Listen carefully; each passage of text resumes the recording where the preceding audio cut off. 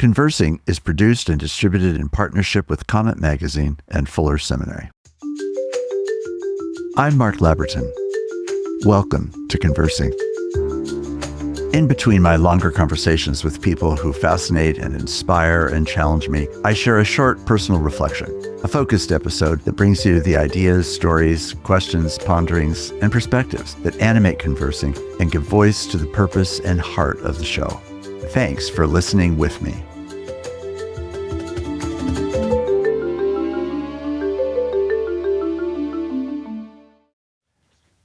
One of the things I'm often struck with when I listen to someone is the clarity with which they're telling me who they are, what they value, how they think, what they've experienced.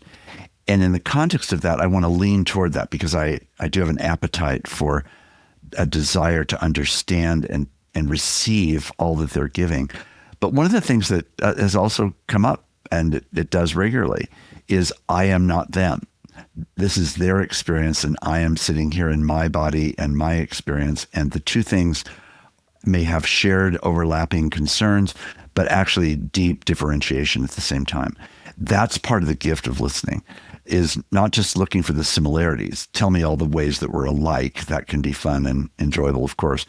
But what I also find enriching is gaining evidence of all the ways that we're not alike and finding that an invitation to what I mean by adventure, the adventure of knowing another person, the adventure of being invited into cognitive space or emotional space or experiential space in which someone else's life is allowing me to go with them on this adventure that I perhaps might never have taken, but which they may be experts in. And I get to ride on their storytelling and into their adventure of life. And that differentiation is part of the great gift. Now, it's also part of the maturing then that happens when I realize sometimes how breathtakingly different our experience has been. And having many friends whose life experience is dramatically different than my own has been expanding to my own heart and my own mind. And I want for myself, and I want for my sons, and I want for our family, and I want for other people that I know and care about, this same kind of experience of stepping into someone else's experience and letting that differentiation be a gift, not a threat, not a danger, a gift, and to receive it in as deep a way as I can create opportunity for. I love that dynamic because it gives us a chance to be more than our mere selves when we could become much bigger people, much more developed hearts and minds, compassion, mercy, justice, all is enlivened by that kind of experience. The fun of that kind of differentiation then is that it makes it clear that we are each coming at this conversation from different life experiences, different bodies, different backgrounds, different contexts. And the volley that then can develop out of good listening is a volley of exchange where they share their particular story or perspective, and I have the opportunity to do likewise. And in that exchange, there is a deepening of self-understanding and other understanding, but also a testing of, are we really understanding one another? Are we really hearing what the other's saying? Are we pushing it, the topic, for example, are we pushing it further, deeper, wider, more creatively, more imaginatively, more humorously, whatever it might be.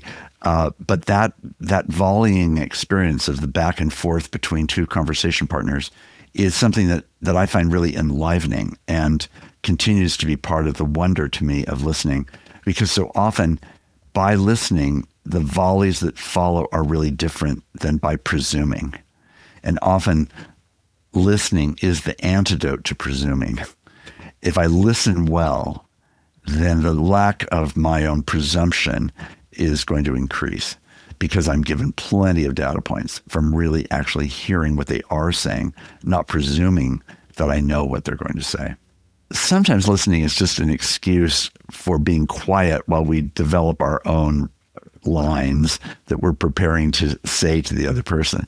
That is not listening. That's something else. That's about plotting and planning, or it's about fear, or it's about anxiety, or it's about impression or something. But it's not about really energetically and earnestly listening. Hidden in that is a lot of presumption about what's really happening. Whereas I would say the gift of listening is the laying down of presumption. I don't know you. I don't know what you would say about this or that or the other thing.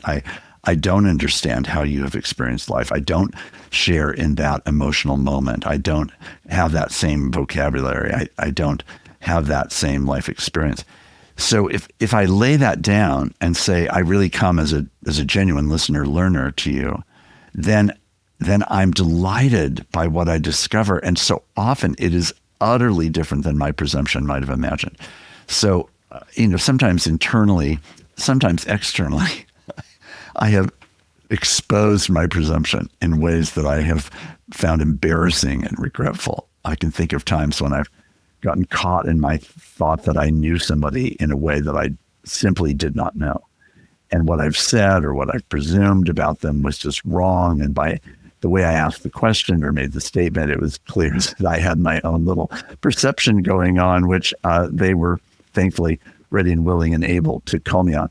So that was really good. But what it taught me further is, okay, Mark, this is not helpful to be presumptive. And the less we can be presumptive toward one another, the greater the possibility of knowledge. And again, listening is one of the great ways of unmasking presumption by simply giving us new and different and often unexpected data points. We'll be able to see where the conversation's really going, who the person really is, and what we're going to then say in response.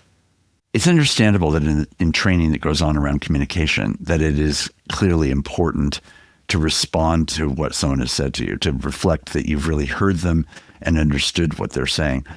What's more interesting, though, than simply that, like saying back to a person, so what you just said is that the sky is blue, instead of just saying, so you think the sky is blue, actually what's much more interesting is, what about the sky fascinates you? What is it about your imagination that's awakened by that? How do you experience the reality of life in a blue sky?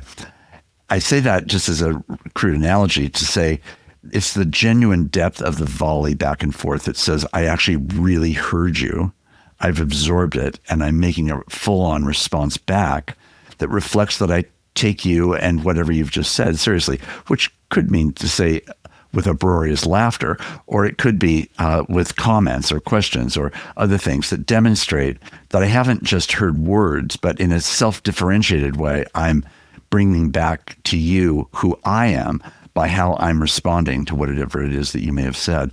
These things to me are critical in leadership because communication is a miracle and not a frequent one. Conversing is produced and distributed in partnership with Comment Magazine and Fuller Seminary. Peter Labberton is our engineer and editor. Evan Rosa is our producer. For more information about Comment Magazine, visit comment.org, where you can subscribe, read the current magazine issue, and browse their archive. Fuller Seminary is an evangelical, multi-denominational graduate institution committed to providing indispensable formational education for diverse Christian leaders everywhere. For information, visit fuller.edu. I'm your host, Mark Labberton. Thanks for listening with me.